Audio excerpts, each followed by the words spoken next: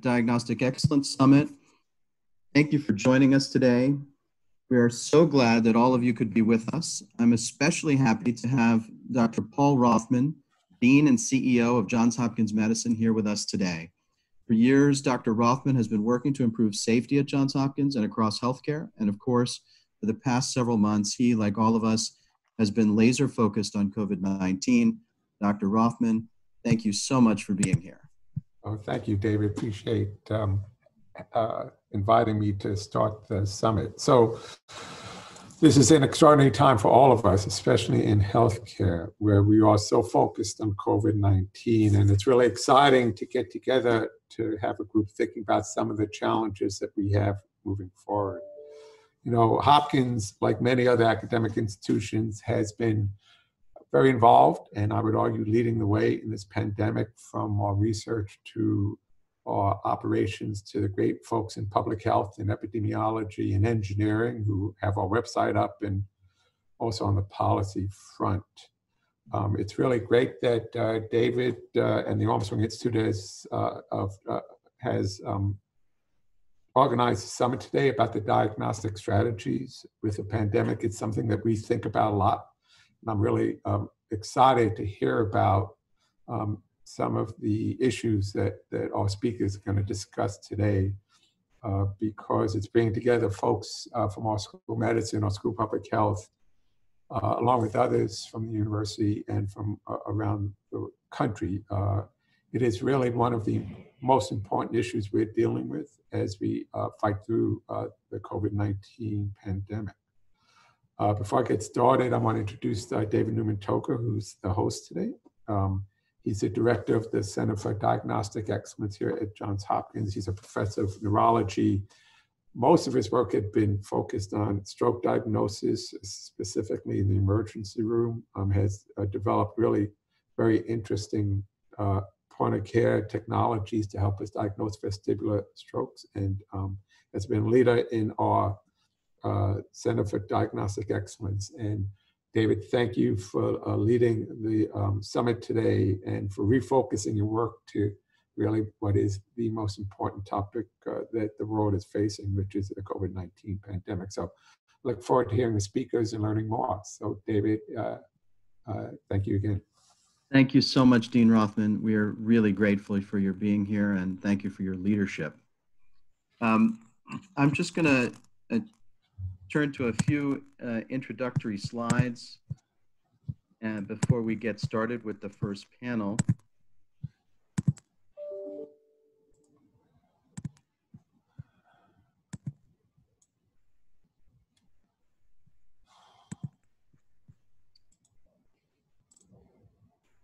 Today's conference is entitled The Diagnostic Strategy for the COVID-19 Pandemic, Bench to Bedside to Blueprint for Policymakers. This conference is hosted by the Armstrong Institute Center for Diagnostic Excellence. Our mission is to innovate to achieve diagnostic excellence and accountability for Johns Hopkins, the region in the world, by eliminating preventable harms from diagnostic error, optimizing patient outcomes and experience in diagnosis, and reducing waste in diagnostic assessment. And we envision a world where diagnoses are accurate, timely, and effectively communicated to patients, avoiding both diagnostic error and overdiagnosis.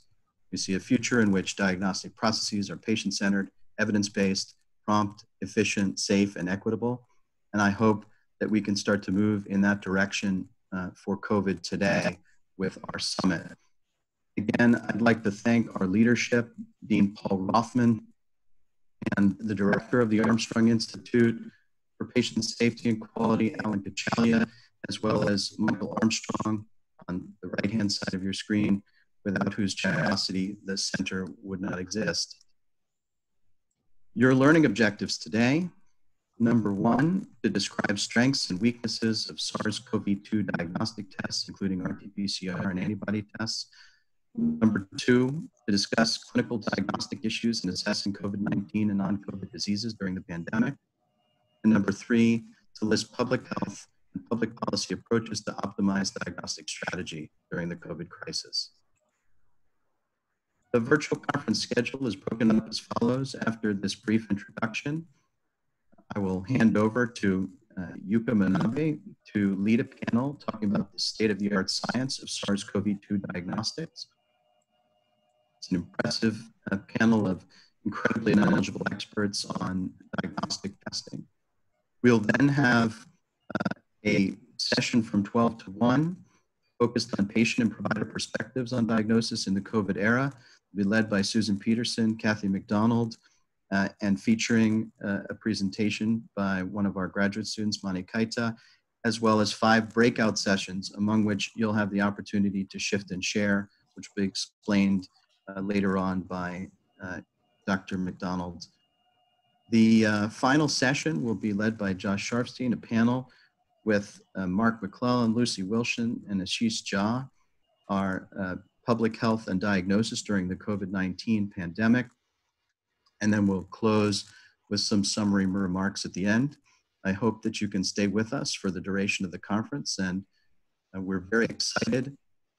The conference leaders, this is an incredible group of colleagues of mine that have put together today's conference program, and we're very grateful that they've been able to do that. This has been a team effort. We have a number of guest speakers, invited panelists from around the nation who are devoted to and committed to improving this problem, and many of them, their names will be incredibly familiar to you today. And we have a host of JHU speakers in addition to that, that we're looking forward to hearing from in their expertise during the breakout sessions.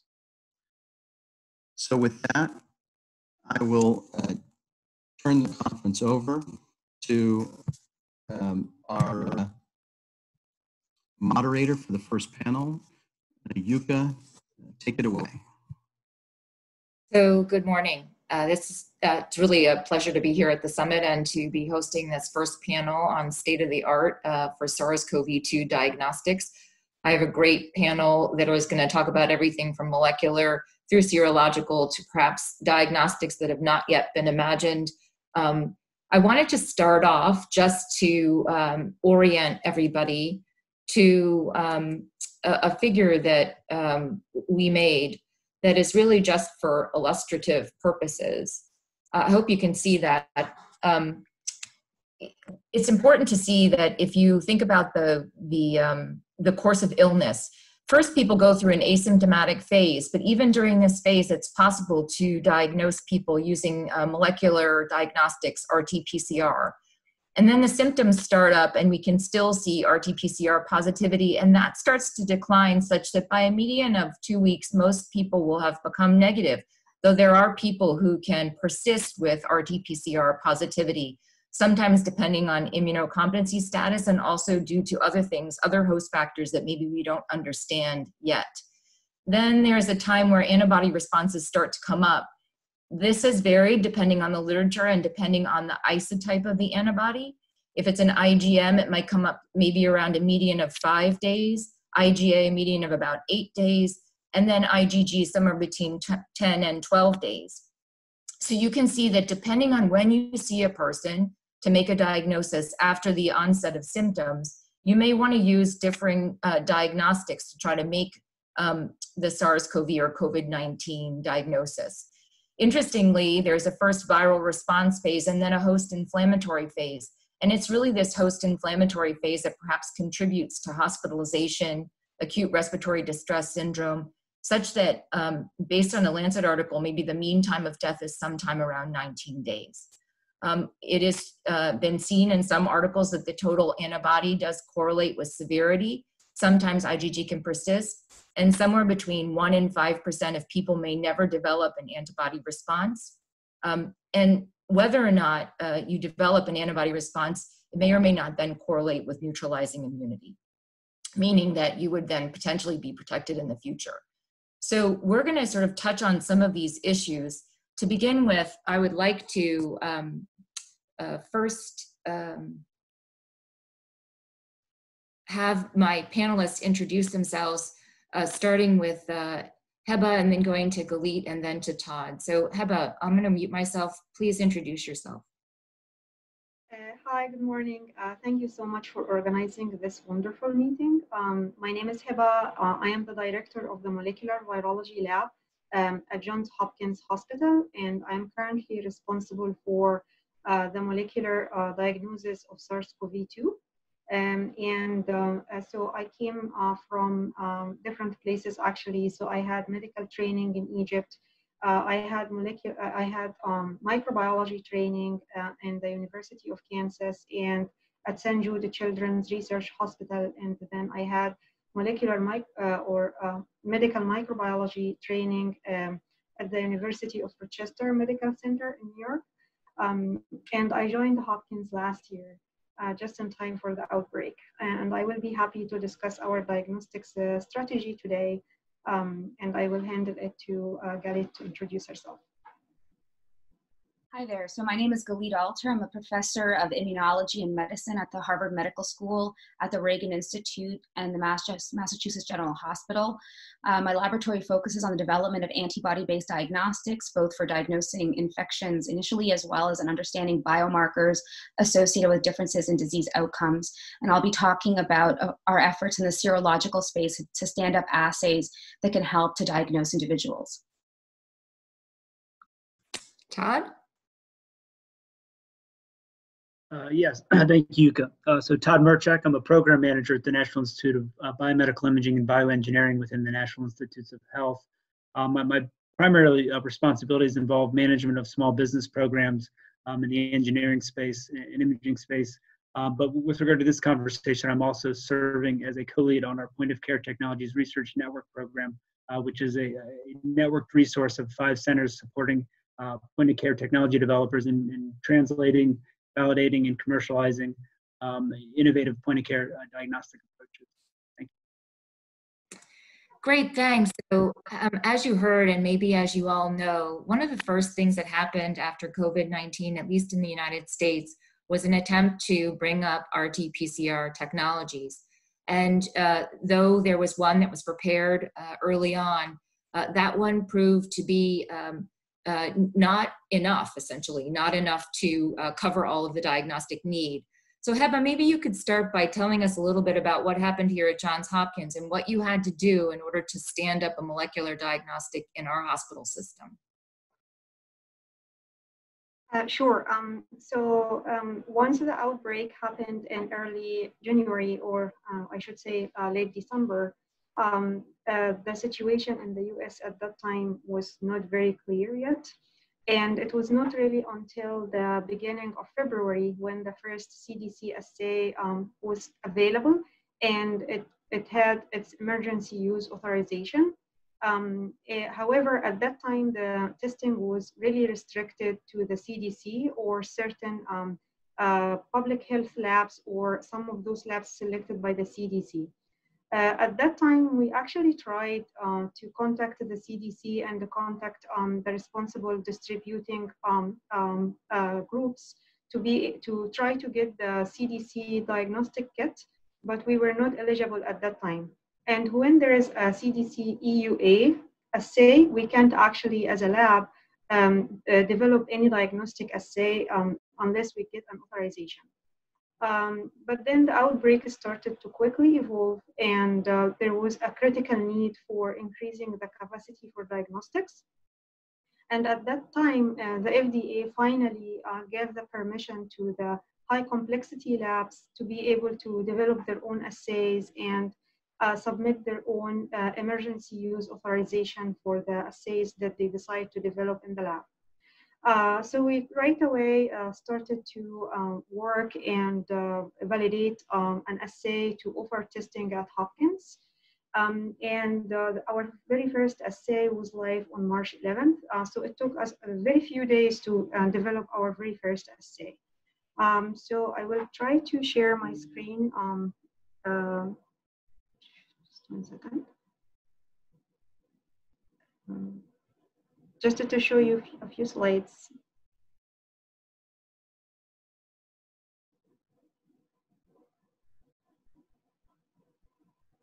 So practically speaking, all our assays are based on a PCR. It's PCR based, And we target different genes in the SARS-CoV-2 genome.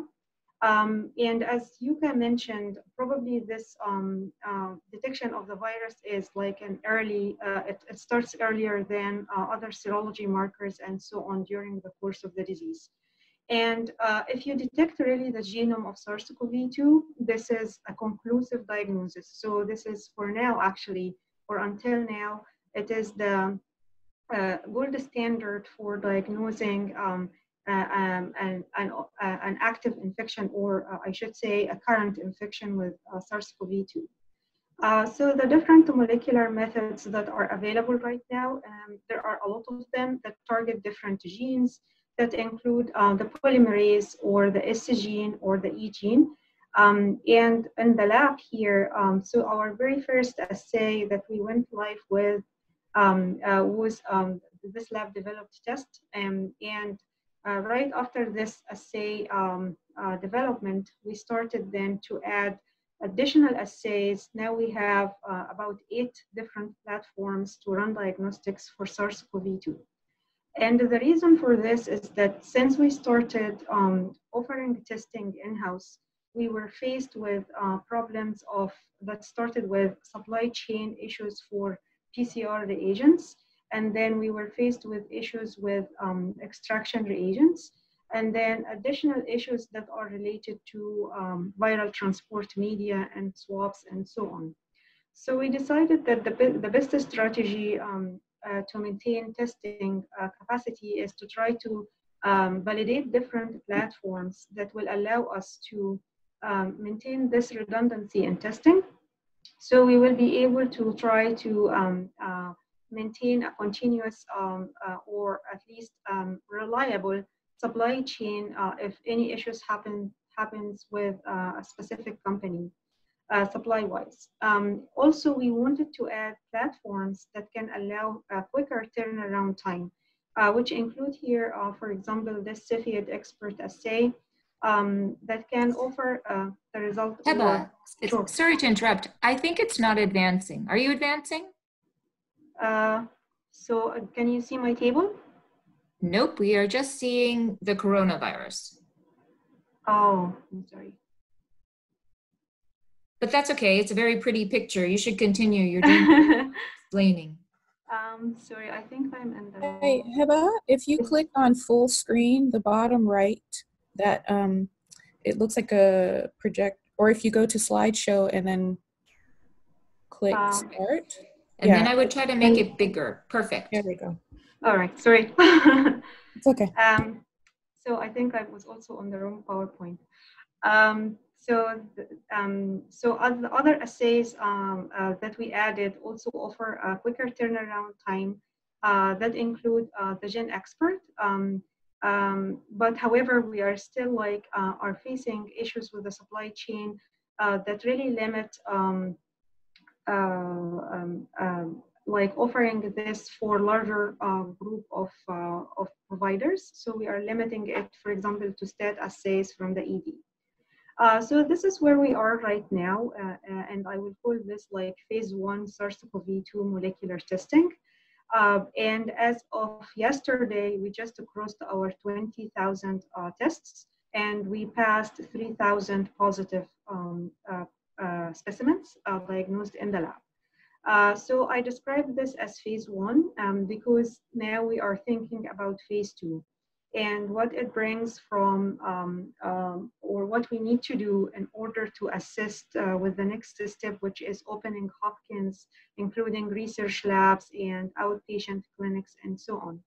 And what do we need to do in the lab to increase the capacity of testing further in order to allow for screening whenever needed.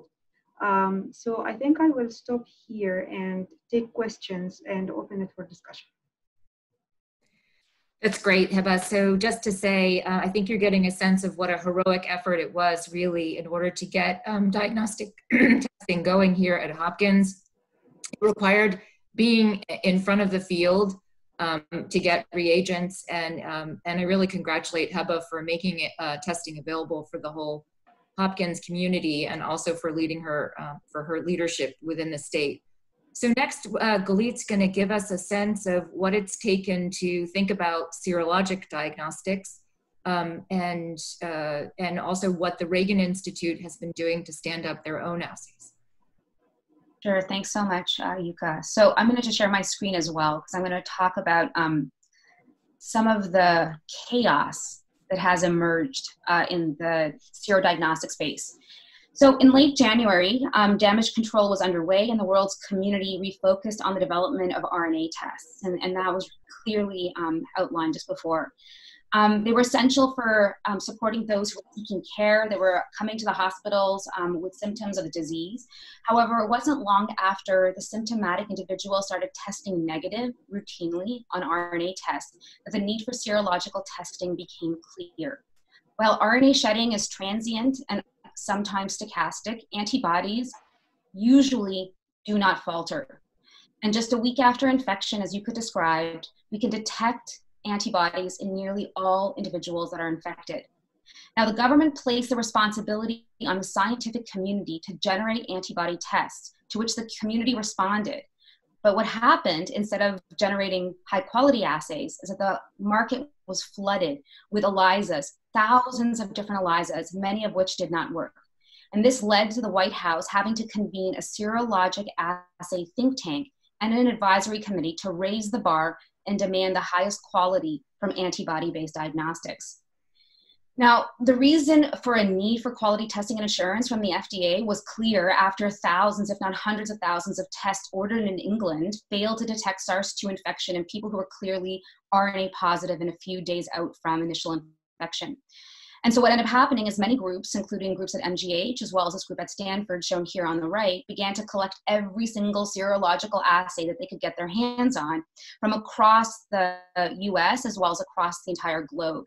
And this led to multiple evaluation efforts to try to understand exactly which assays gave effective responses, high quality responses, and the responses that would be required to receive an EUA from the FDA. So what happened is that what we actually see on the market now are 3 different kinds of tests. And I just want to go through these very quickly just to give you all an idea of the types of serological tests that are out there and which assays are fit for purpose for different types of utilities in the clinical space. So the first one is a rapid diagnostic test, otherwise known as an RDT. It is a qualitative test.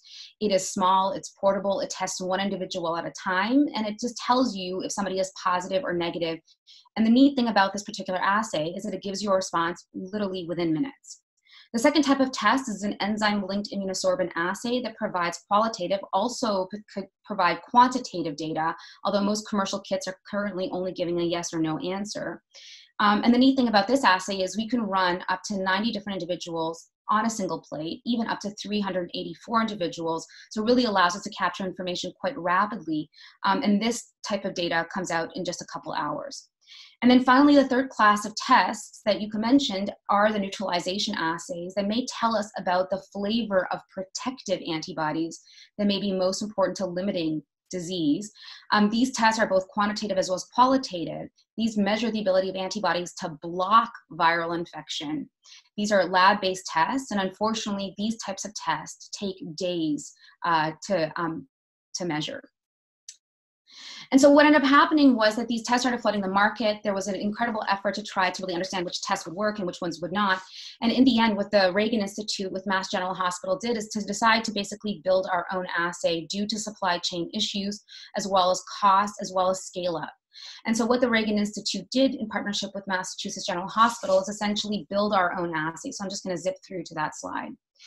And so what we ended up doing is identifying components of the virus that were easy to scale, that were easy to produce, and that were incredibly stable. This is a tiny little region of the spike antigen involved in viral infection, so the antigen that is critical for driving attachment and then ultimate infection by the virus on the ACE2 receptor. And we use this tiny little protein to essentially coat plates, capture antibodies, and develop ELISA-based assays. And what you can see over here is the quality of the data here in the RNA positives in the red and the RNA negatives in the blue. And what we can see here is that we get this incredibly beautiful resolution across different isotypes using the full protein as well as using the RBD itself. So this gave us really a platform to develop an incredibly high throughput assay that has now been deployed across multiple different sites across the US as well as across the world. We did an extensive amount of optimization to make sure the assay was really great. And what really came out of this is this ability to resolve individuals who are positive from those that are not, both in the pre-pandemic eras as well as in the current pandemic. And I think that the most important revelation here was that we could really quantify, not just say yes or no. We could quantify if individuals were IgG, IgA, or IgM positive. And this was discrete and very different than what we saw in the control individuals. But what I want you all to note, and I think is really important, is the degree of diversity of responses we're seeing at the population level. So there are some individuals who have very high responses, other individuals that have very low responses. And so the question really is are these tests only telling us about exposure, or could they be telling us about immunity? And the point that I think is important to just bring up on this particular panel is the fact that while serodiagnostics give us this window of opportunity to identify who is exposed and who is not, these tests do not necessarily tell us who is immune, and that seroepidemiological studies partnered with using RNA and antibody tests is likely to be essential to ultimately identify what the thresholds of immunity really are.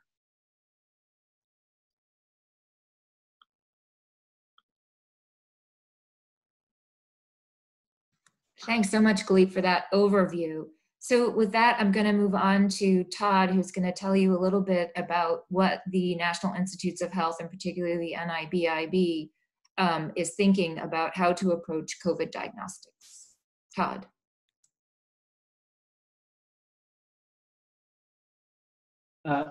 Yes, thank you very much, Yuka.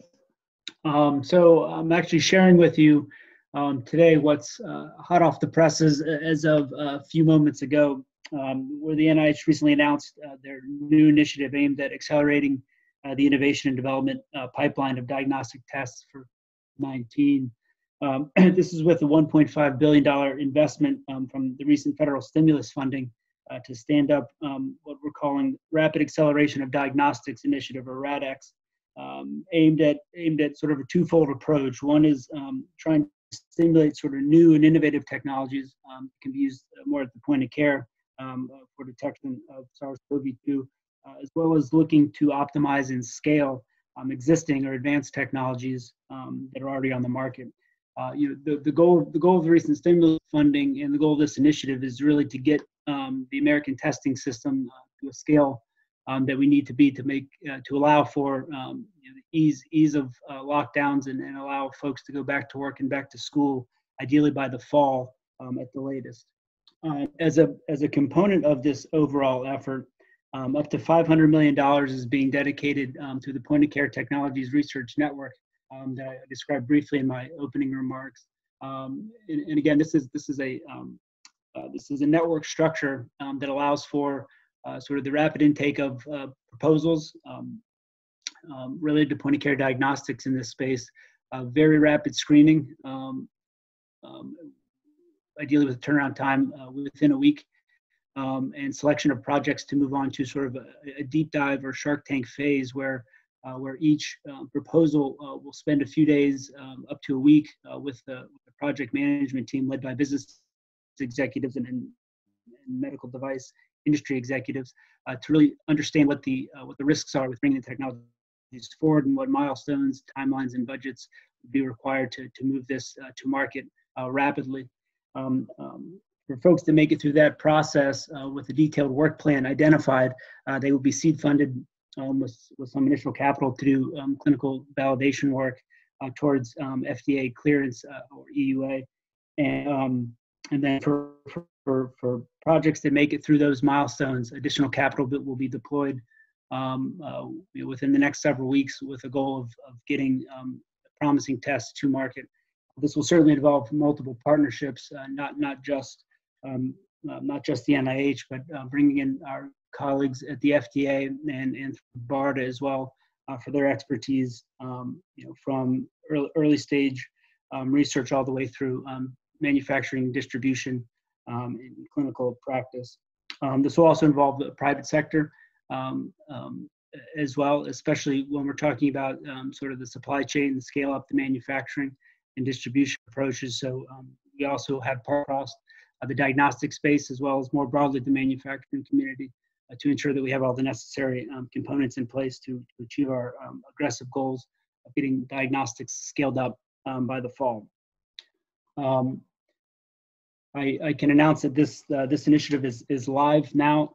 So for more information, you can visit poctrn.org, POCTRN.org, and there'll be a link at the top for the RADx program, which will provide additional details on what's being solicited and review criteria and more details on the program.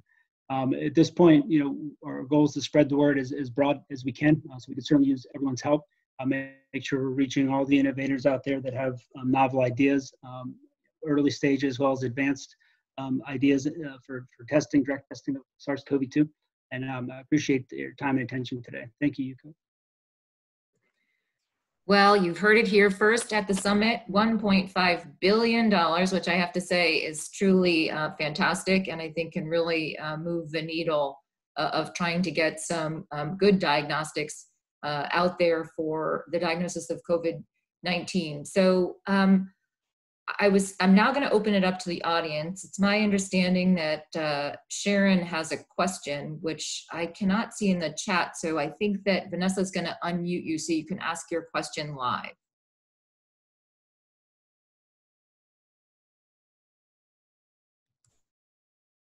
Sharon, are you able to unmute? All right, well, while Sharon's trying to do that, I was just going to have maybe everyone on the panel can turn on their video and we can maybe talk a little bit about why you think SARS-CoV-2 is such a challenging virus, or maybe you don't think it's challenging. So I would love to hear from all of you about whether or not what you think the specific issues are around SARS-CoV-2 compared to other organisms that you've worked with.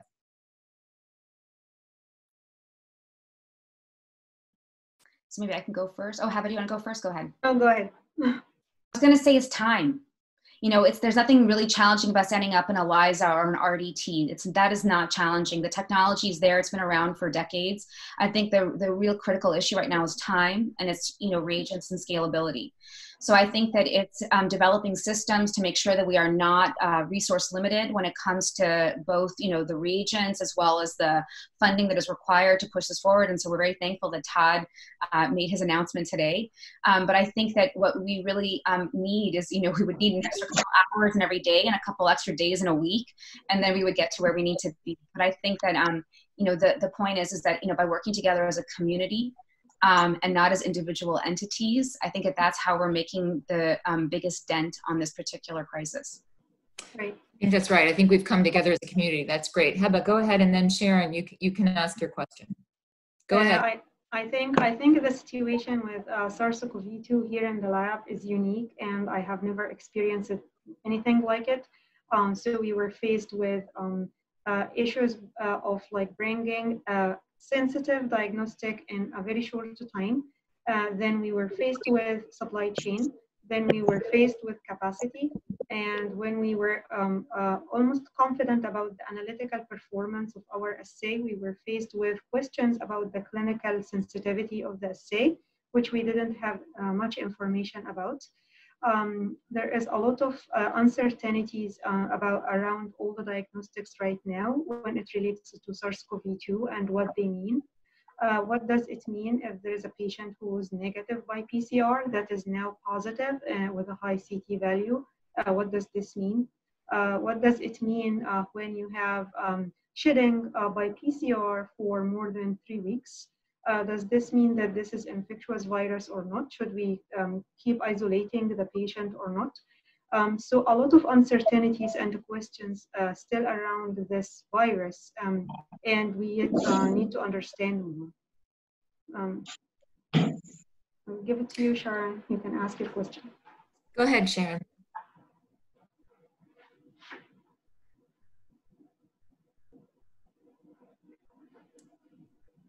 Sharon, we can't hear you, but I see you're unmuted, so I'm not sure.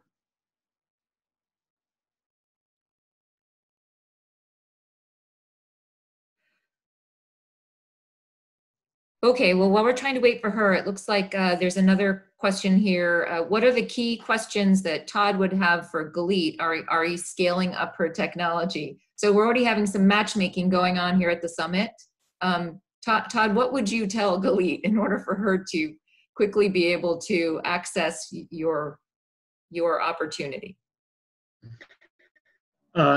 Sure. So, obviously connecting with our point of care technologies research network is sort of the first step. Again, we've sort of assembled, and I skipped over a lot of the details, but we've assembled sort of a fairly large network of individuals to serve as reviewers and project managers for this, who have deep experience in the medical device industry, as well as technical and clinical folks who have deep expertise in those domains. And so we feel confident that bringing that network of human resources together with innovators who have novel ideas at any stage of development, we can sort of help again think through what are the remaining barriers to get to market, and help provide you with the resources you need to get there, whether it's funding, whether it's clinical validation work, whether it's partnering with manufacturers and other technology developers for scale-up device design, quality systems, all those things we're bringing to bear on this problem. So we don't have enough time in this session to get into all those details, but suffice to say, we're willing to bring the resources necessary to get these tests to the market.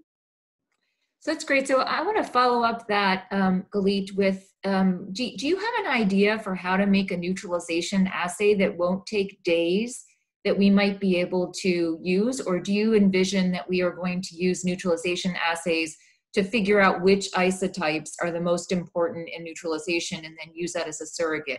What are you imagining is going to happen? So there's efforts on both fronts. So I think that the important development on the neutralization assay side is that there are efforts to identify multiple different cell types in which the virus might replicate more effectively or more aggressively, so we can get a readout faster than having to wait 2 or 3 days to actually see bioluminescence. There's also much more sensitive detection approaches, and so all of that is really in play, and that is happening really, I would say, at light speed, given the urgency in this epidemic. And I think we're going to see more of that kind of technology popping up, especially with Todd's potential, this effort that, they're spearheading to help to really support the engineers that are looking for these more sensitive readouts and markers for these new cell types. On the other side, I think that the other point is that we may find that there are other biomarkers that are associated with protection, and it may not be neutralization. And I think that what is happening now is this aggressive push on the pathogenesis side to study these samples that are coming out from these large seroepidemiological cohorts to identify the biomarkers and potential additional antibody mechanisms or surrogates that are tracking with neutralization that may be way faster and way easier to measure. So I think that it's this parallel effort that has to be supported because we don't really know if neutralization is going to be the correlate of protection for this particular disease, although we do assume it is based on data from other respiratory pathogens. So the answer to your question is we're working on both. Yeah, so maybe also to follow up then, I think I would like to ask the panel to discuss how they think SARS-CoV-2 really revealed issues around pandemic preparedness from a diagnostic standpoint. I've been working in diagnostics for a long time, and it's never been as front and center as it has been with SARS-CoV-2. Often people take it for granted that there will be a diagnostic for their clinical need. And in this case, it's not just whether or not you have a test, but it's also whether or not you have all the pieces necessary. I think all of you have brought up how there are supply chain issues, nasal swabs that we can't get enough of, not enough viral transport media, not enough PPE to get the test, and so forth. So I see some innovation possibilities around even what the sample type will be in order for us to do the test. But what do you think about SARS-CoV-2 and how it relates to diagnostic preparedness? I think I will start. I would say that we were quite delayed from the beginning. We were delayed in the widespread nationwide diagnostics because of regulations. And if we started hitting the diagnostic development earlier and offering it in a wider scale really early, that would have made a huge difference. We could maybe have like realized our needs a little bit earlier, but also we could have controlled the spread of the infection a little bit better, which might not then, maybe the supply chain issues then would have been also better. But I will say we had like a few weeks of a delay. So this is the biggest issue that we had in the beginning. But as also you mentioned, I think now we realize what it means when we need to have mass testing, and we now know what it means when you need to offer a PCR assay or a serology assay for every single person in the US. We are not prepared for this, and I don't know if this is like if we can actually be prepared for something like this. But with my experience, I feel like everybody has been working really hard, and we have been at least meeting a reasonable, I would say, a reasonable achievement of this goal. I was very impressed of like how much assistance and how much cooperation between different teams. And how much like creative some groups have been trying to, for example, do a 3D printing of swabs and 3D printing of vessels for extraction. So I will stop and give a chance for Galit and to talk. So if I can go first, Todd, because I want to, if it's okay. So I just wanted to just say that I think that there's a specific problem with the serology, and that was that there was an either or at the beginning of the response to the pandemic.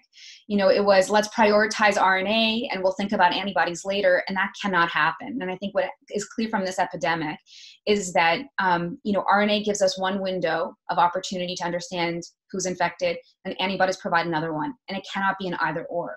I think, you know, proposals to only do RNA testing at a population level, you know, may lead to a lot of false negatives that is not beneficial for guiding policy. It's not helpful in guiding who's going to be protected when they come back. And we've seen these manuscripts popping up and then being retracted. We're seeing, you know, all kinds of op-ed pieces across the news media.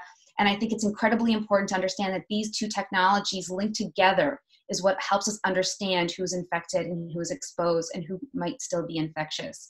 And so I think that is really something from a pandemic preparedness standpoint where we have to put our eggs into both baskets and make sure that they're happening together in parallel so that we can really get the most of our diagnostics.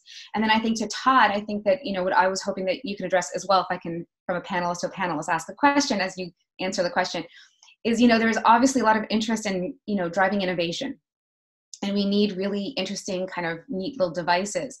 But there are also meat and potato assays, right, that are really the workhorses.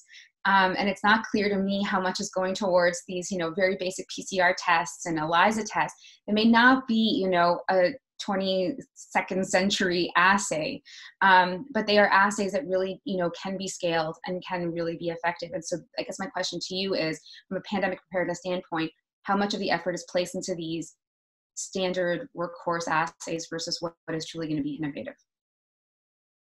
Yeah, thank you. That's an excellent question. So I'll just start, you know, from the federal level. When we talk about preparedness, I think the unique thing with this situation that everybody recognizes is that the scale of it is much greater than anything we've ever seen before, had to dealt with before.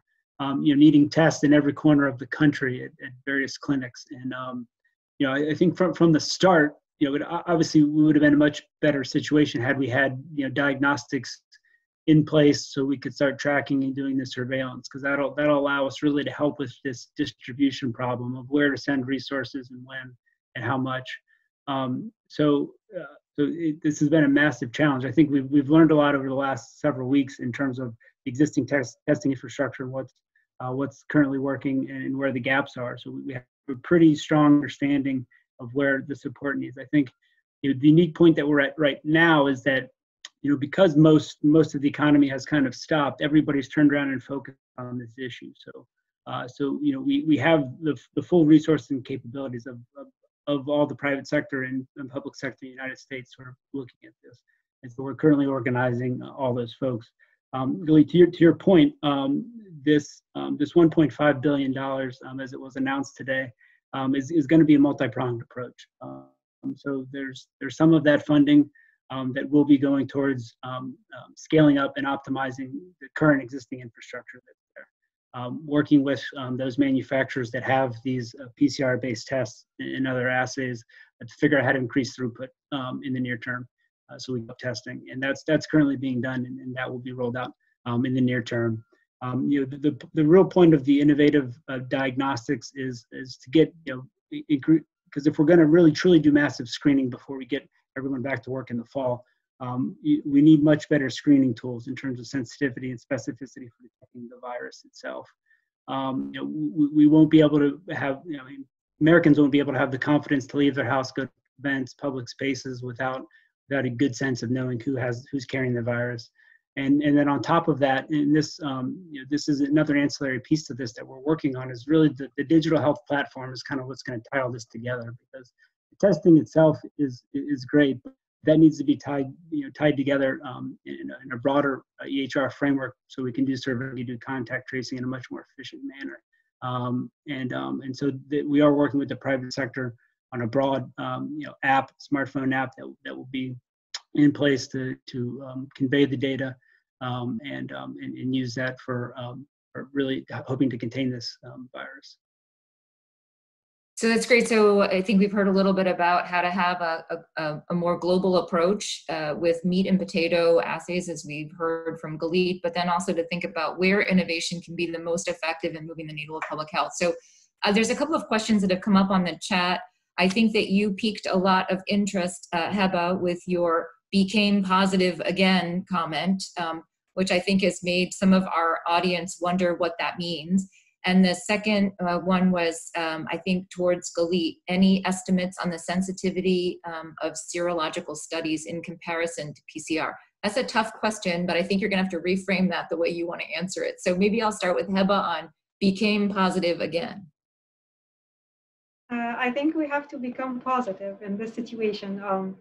So as I mentioned, we are trying now to move. Oh, no, Heba, I think she meant is when you said that there was a person who was PCR negative who then became positive. And then, yes, go ahead. I'm sorry. So yeah, we had some occasions when I was asked or consulted about specific patients where they were positives, and then on the follow-ups they were negatives, and then they started to see positivity with like high CT values, which means really very low viral loads. And the question was like, what does this mean? I think from my perspective, it looks like, and based on the literature, the viral detection by PCR lasts for quite a long time. It might be actually about like 3 weeks. We don't really now know why this low detection, why do we detect this low viral load after a negative, but my interpretation from the analytical standpoint is that if you have a specimen that has very low viral load and you repeat it twice, you might have it a negative one time and a positive in the other time, just because the load is below the lower limit of detection of the assay, which is totally acceptable from a molecular point of view. So it might have been negative just because it was very low shedding, and then we picked it the next time with the next specimen. The cell culture studies are currently going to answer whether those CT values means infectious virus or not, and it looks like our preliminary results indicate that they don't grow on cell culture, but this to be confirmed.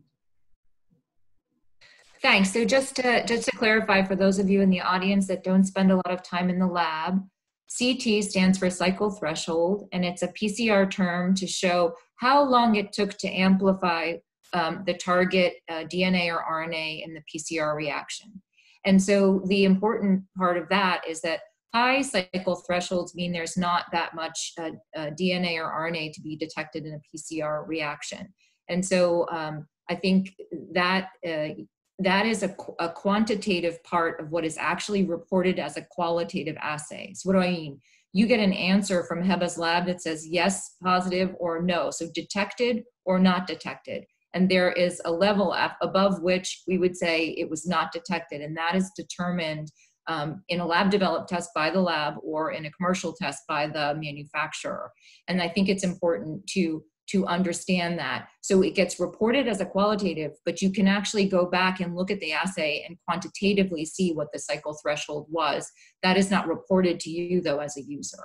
So just to make that clear. And then Galit, you're up now on sensitivity. Sure. So I think one of the best cheat sheets right now in the world is on the Hopkins website. And so I think I commend, Hopkins team for putting that up. And so there's this incredible list of assays that are out there from commercial vendors as well as from academic groups that show sensitivity and specificity levels. And I think that what is clear is that the level of the assays are clearly, outstanding, where there are multiple assays that are showing over 90% sensitivity and specificity.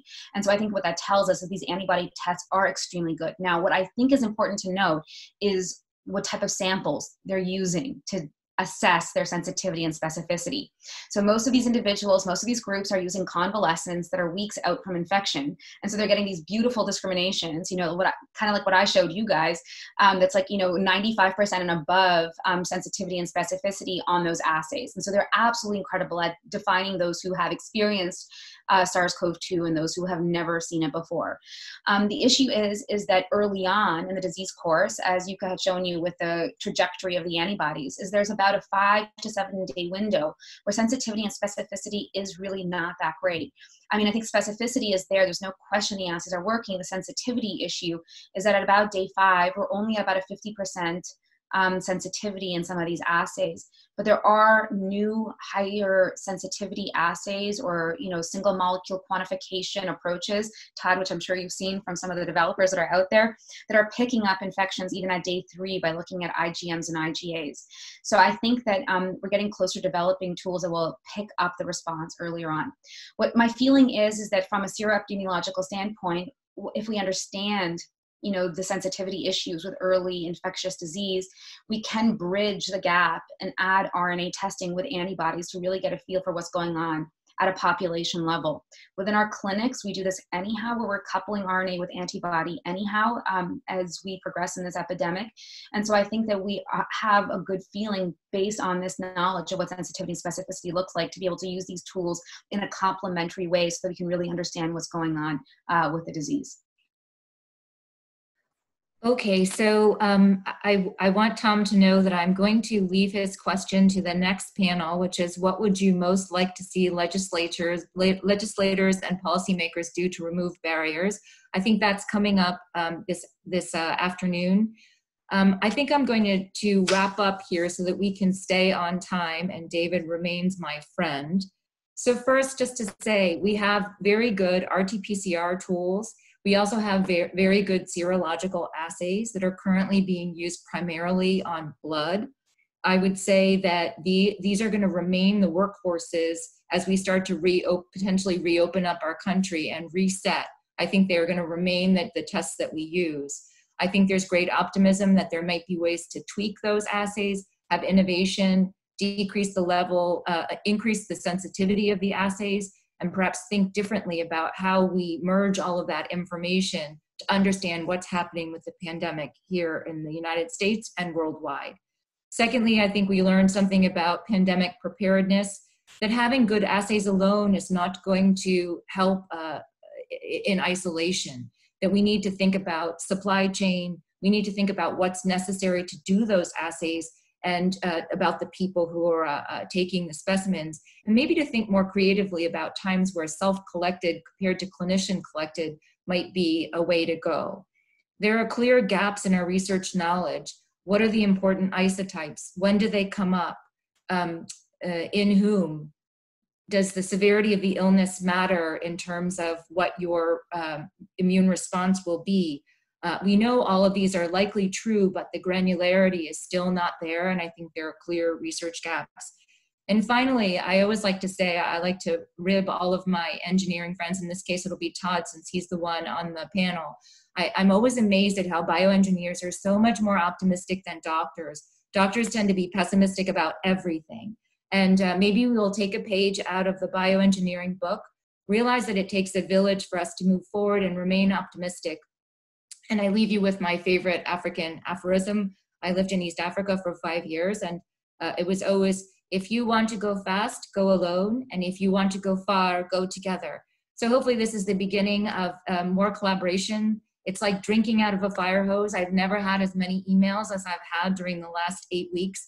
It feels to me like the last 2 months might have been already a lifetime.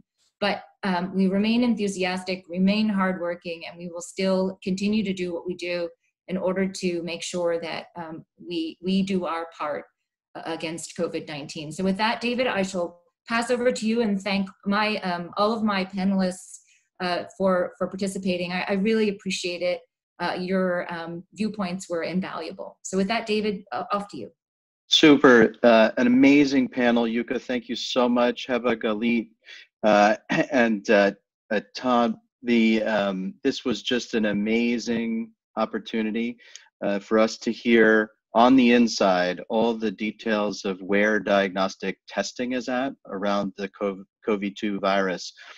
I'm going to hand off now to Susie Peterson and Kathy McDonald to move us from the bench to the bedside, and they're going to introduce the next session. So take it away. Thank you. Thank you, David, and thank you, Dr. Manabi and panelists for that wonderful session. We're going to now move to the patient and provider perspectives in diagnosis in the COVID era.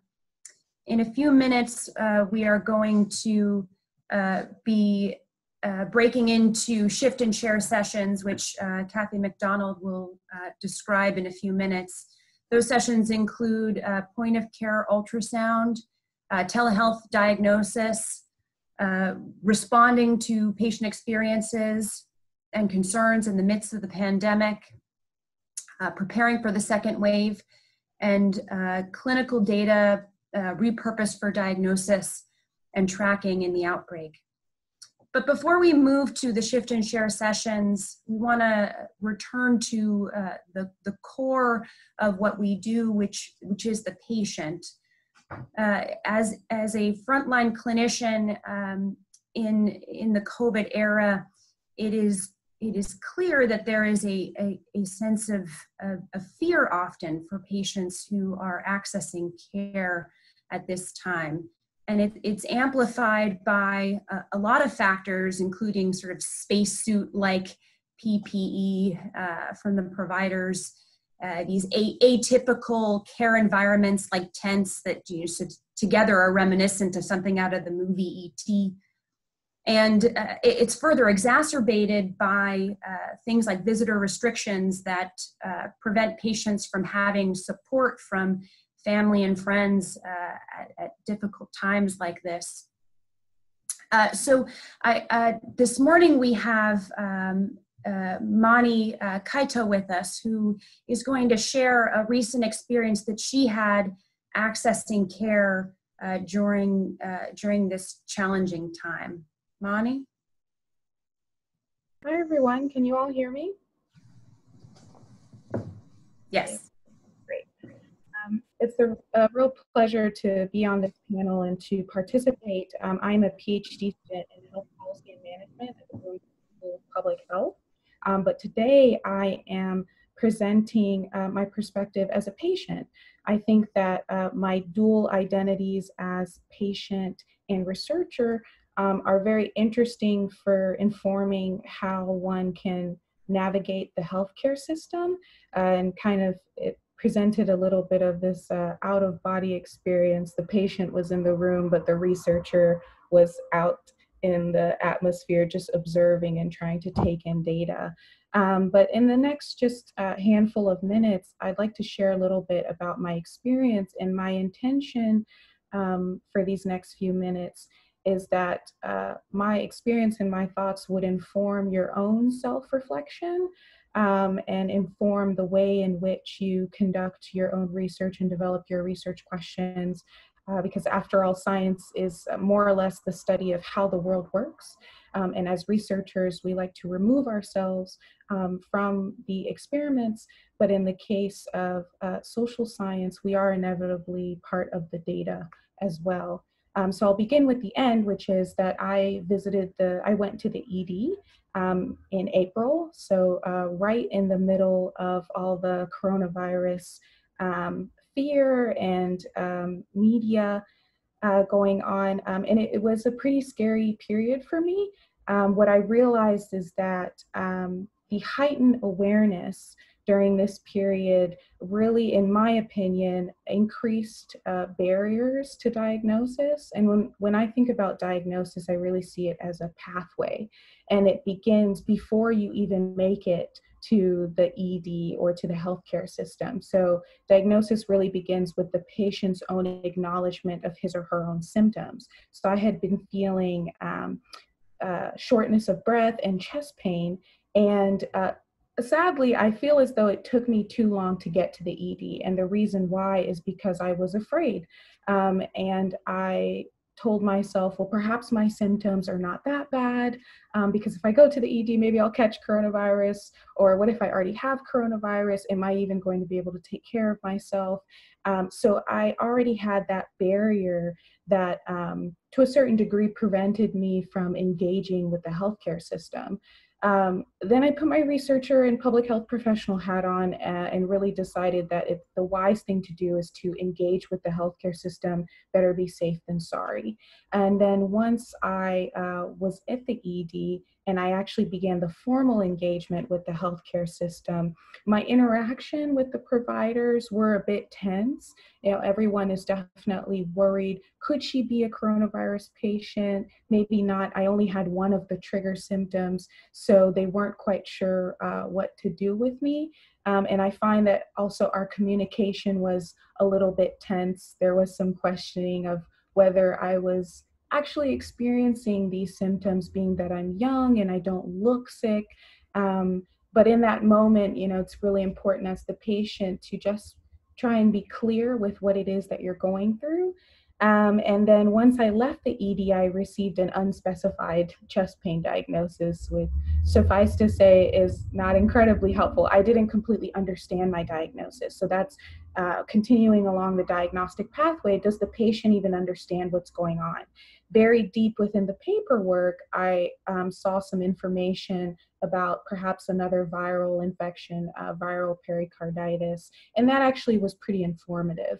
And I was able to take some anti-inflammatory medication, make a few dietary changes, and I felt better afterwards. But along that diagnostic pathway, even when I got home, I then thought to myself, well, am I going to have the social support that I need to get through this period, to really do what it is that I'm supposed to do based off of this discharge paperwork? And being that we're socially isolated, social support looks different now than what it did before. So to summarize, along that pathway, one can see that I experienced different barriers prior to engaging with the healthcare system, during my engagement with the healthcare system, and even afterwards when I came home. And when we think about this from an equity and economic perspective, those are my two lenses. We know that coronavirus disproportionately impacts people who are underrepresented minorities, and we have to understand that there are social determinants of health that are contributing to this. There's already a tense relationship between this population and the healthcare system, and then when you add economic disparities, being out of work or being declared an essential worker and feeling like you have to choose your job over interacting with the healthcare system, I think that we can see how this may exacerbate negative health outcomes and really introduce negative issues when it comes to diagnosis as well. Thank you, Mani. I think that I know we don't have a lot of time, and I'm sorry that that this is sort of more brief than I think we would like, but you've highlighted a lot of features related to patients' interactions with the healthcare system. that affect individuals as well as broader groups. And I think your experience is very helpful to sort of frame our next set of discussions when we talk about how clinicians are managing and what they're doing to try and help with these various issues. So thank you very much for your time. I want to turn now to Kathy McDonald, who is going to explain how we are going to break into our shift and share sessions. Great. Thank you, Susie and Mani. That was just a great introduction to set us all up for what will be a bunch of opportunities to engage more with different topics that are relevant to the bedside, to the level of encounter between patients and healthcare providers. So we have 5 breakout sessions, and you can see those listed on the agenda. What we're going to do is going to use what's called a shift and share format. And what this does is it gives you a chance to learn and engage quickly on 3 of the 5 topics. If you sort of stick with the structure, people can move around rooms however they want, but let me give you the main plan, which is with this format, you get a quick sense of a topic and you get to engage with the presenters on it. What's going to happen is you're going to go from breakout session to breakout session and have an opportunity to rotate 2 times so that you could see 3 sessions. Every 15 minutes, the session presenting hosts will pause to allow attendees, meaning all of you, a chance to shift to another breakout before the session starts up again with another round of sharing on that topic. There may be a little bit of morphing from one 15 minutes to another in terms of how the presenting hosts frame their topic. There might be some repeating if you happen to stay in a session, but you can stay in a session, you can keep moving, but every 15 minutes you'll get this chance to move. And that chance will be sort of based on a virtual bell that the presenters will speak up about at 12:30 and at 12:45 Eastern time. So on the half hour and the quarter till, when you can shift to another room. Now I know there are various interface challenges here in terms of people being on phones and on desktops, but we've put together, and I hope it's showing, a little introduction to how to do shifting between rooms in the breakout. Right now you're in the main room, and you'll come back to the main room at the end of the breakouts, but during this next 45 minutes, as you get to move from one breakout to another, let me just show you a little bit about how this should work. First of all, to access the breakout session, go to your agenda bar. And then you tap on the breakout session that you want to attend. And that's where all 5 are listed, and you'll have a chance to go to 3. Then when you're in that next screen, tap on the live stream. And following that, you'll be in the breakout room you've selected. You can enable the audio. You think you can share your camera, and you can enable your microphone. If you enable your microphone, be a little careful, of course, to make sure that it's quiet in your environment, and you can see participants and all. So when you're done with the session, then you go back to the agenda again and start the process over. So right now, it's 13 minutes past, and Kathy, I'll just add one quick thing, just for those who are using the desktop Whova app. It's the same sequence of buttons. The screens look a little bit different, but it's the same sequence of events you would go through. And for those who've been having some access problems, it sometimes helps to try another device. We've had some folks who can access from their iPad, but not their computer, or vice versa. So do give it a try. We're still hopefully ironing out some of the tech problems as we go. And send us a chat if you're still having trouble getting into the breakout rooms. Yeah, and for right now, this will just keep sort of looping the instructions. So if you're in the room and trying to figure it out, you can come back and look at the instructions. We look forward to seeing you in the breakout rooms, and then afterwards, coming back to the main session.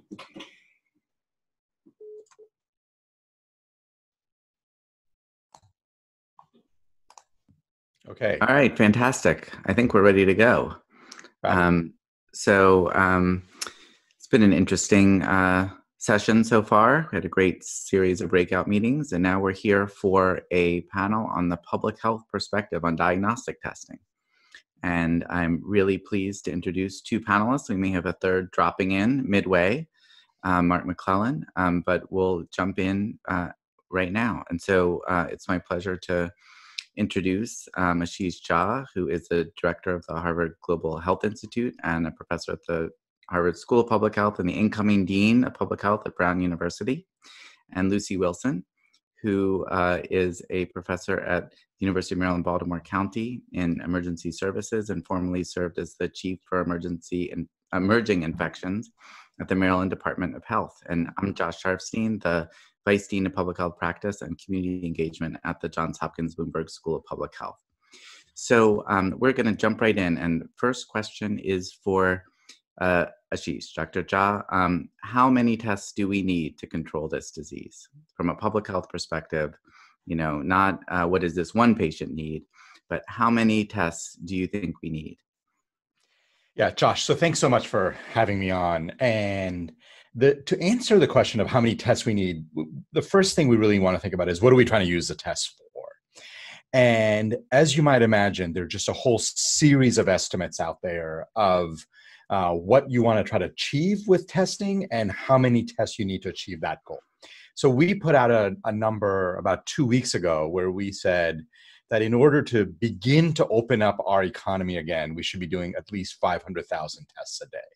So let me just kind of walk through the logic of how we get there. So in order to open up the economy, you want to be able to identify and isolate a vast majority of people who are infected. Now, you can't do everybody. In order to do everybody, you got to be testing everybody every day, which is not possible.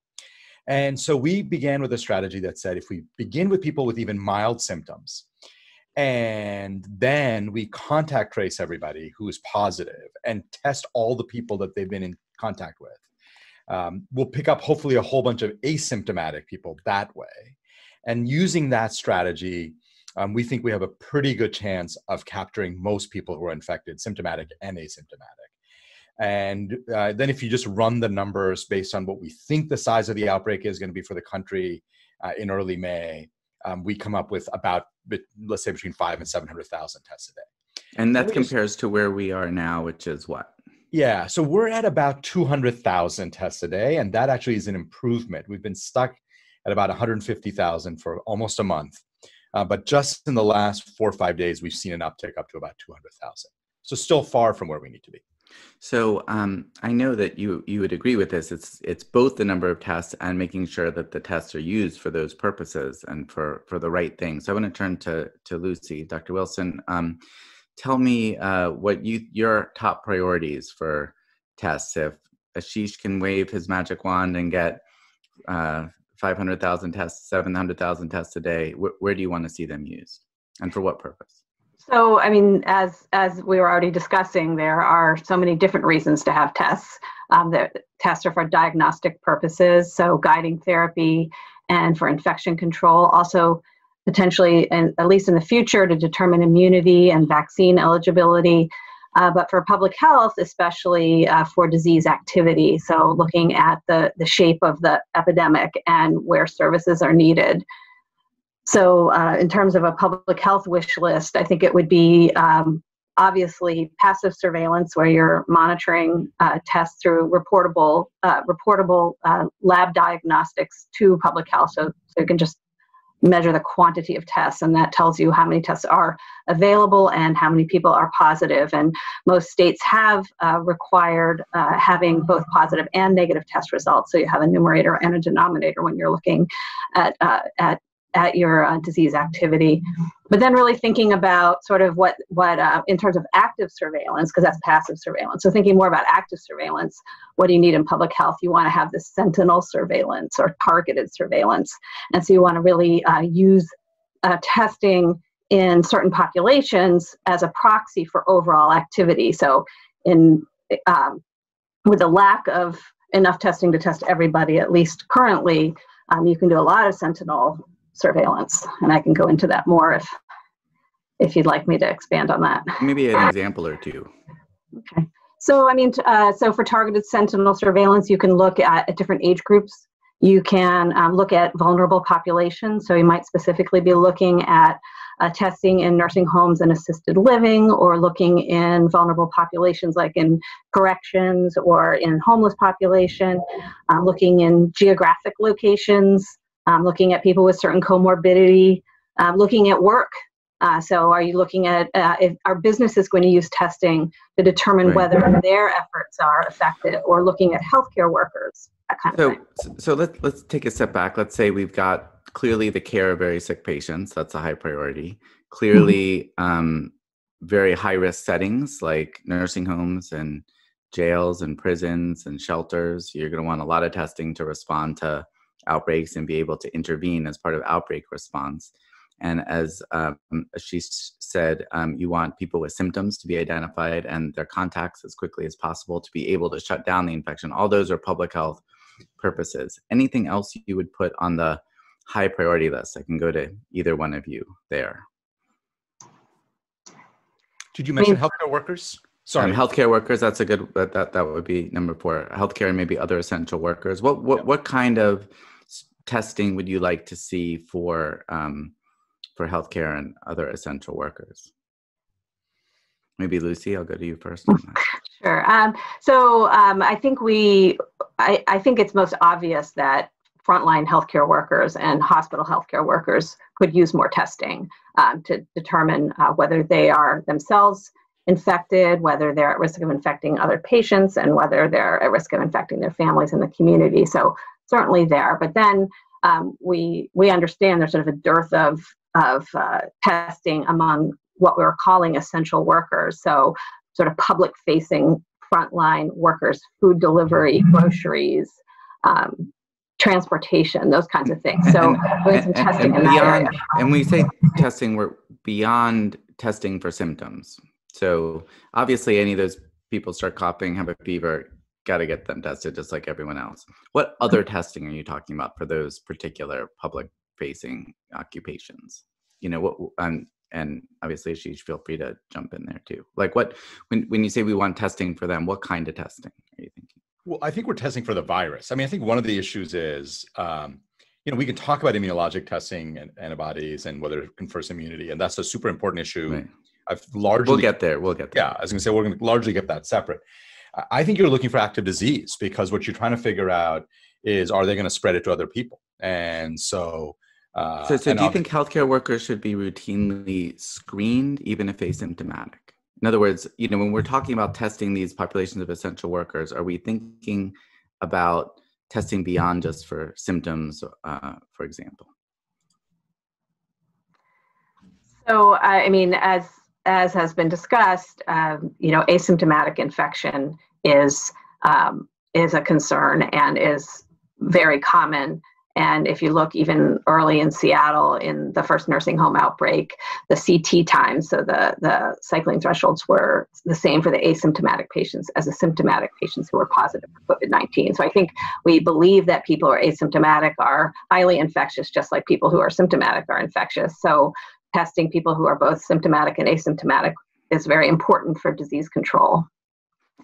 Certainly in the setting of an outbreak, but go ahead, Ashish. No, I was just going to say, and of course, the big challenge is how do you identify people who are asymptomatic and how often do you need to be doing it? And for healthcare workers, I think we just have to come up with a strategy. Maybe people have developed good strategies on this. I haven't seen one, but you could imagine that people who are on who are on certain types of front lines, like emergency room doctors, ICU doctors, nurses who work in those settings, respiratory therapists, they probably need to be screened on a much more regular basis, just because their exposure levels are high. If you're a radiologist working and you don't have much patient contact, again, love radiologists, right, but probably not screening it with the same level of frequency. So really trying to do it based on, and that actually pushes you also into like healthcare workers who work in nursing homes, for instance. Those people need to be screened like all the time, in my mind, because you just can't tolerate a lot of asymptomatic disease in that population. So we just have to be Pretty aggressive and variable. Sorry, go ahead. Right. I mean, I think part of the issue is without so many, sufficient tests for some of the other groups, we really haven't thought so much about what to do in these settings. And so as we're thinking about public health uses of diagnostic tests down the road, really defining the, when would you do asymptomatic testing of people, it becomes a very big question. And healthcare workers, you could imagine being at the front of the line, but you still need to come up with what the right kind of protocol is. Lucy, were you going to add anything to that? Yeah, two things. I think that some businesses are getting the message that maybe they do need to do testing in their work site of their workers, and are looking for that kind of guidance. And secondly, I'm no expert on this, so I'm sort of asking it back to you all. The question of testing healthcare workers, for example, every 3 days, so that if you're testing them, you're kind of getting into the cycle of exposure and then onset of symptoms and viral detection. So is that a reasonable time period? Is it reasonable to do a nasopharyngeal swab on somebody every 3 days? Right. You had any thoughts on that? Yeah, well, I think this is a good discussion, because I think David, whose smiling face is right there in the middle of my screen, is hoping that we will, push the envelope a little bit in terms of thinking about the public health uses. There he is. Okay, good. Thumbs up from David. So that will be an issue. I do want to start talking about things that are a little bit off the public health list. So those are our public health cases, realizing that some details need to be worked out. But to go to what Lucy was talking about, what about other kinds of settings? You framed it as some people are getting the message that they need to. I might ask the question a little bit differently. There are some people who want to. And the question is, what are they going to get for it? Is it a good idea? Could it divert tests from other things? If you start thinking about the amount of testing some people have talked about doing, you could take a sheesh of 700,000 tests and you wouldn't have one test for a sick person. You'd just be using it for everybody who shows up at a Major League Baseball game or something like that. So how do we think about, what is the public health value of testing, in these different settings? And we could take a range of them from all the way from maybe a case where we would say, well, this kind of does make sense, like elective surgery maybe testing, or people are going to get procedures in and around their face where there could be aerosols, that kind of testing, dentists. All the way to just, I've got a business, I'd like to test everybody every, 3 days for my business, even though it's not high risk at all. And maybe somewhere in there are universities where there are people living in dormitories. So what's the public health framework on that kind, all those different requests that probably we're all getting for, requests for consultation on? How do we think about the utility there? And maybe Ashish, I'll start with you. Do you think that competes against the supply? I know you've been thinking a lot about the supply of testing. And so, is this just a rounding error on the testing for public health? Or do you think that there's a real issue that we've got to make sure that we're first controlling the community spread through public health testing before we really, turn the spigots on for everyone testing just because they would like to? Right. So it's a great question. I don't think first of all, it's not a rounding error. It's going to end up being quite substantial. And there's a broader question, which is whether the public health community, whether it's departments of health or public health experts, are going to be able to do anything about how testing flows moving forward. And let me explain what I mean. So now there's a whole set of companies that are popping up whose primary job is to tell businesses, we will test your employees every 3 days or every 5 days or whatever, so you can bring all your employees back in safely. And so when I've talked to a couple of these consulting firms and said, hey, where are you getting your tests? And they're like, oh, we're developing a whole new supply chain. We're going straight to the reagent companies. We're going straight to the lab companies, and we're buying up a whole bunch of future tests. And we have promised them, X number of dollars.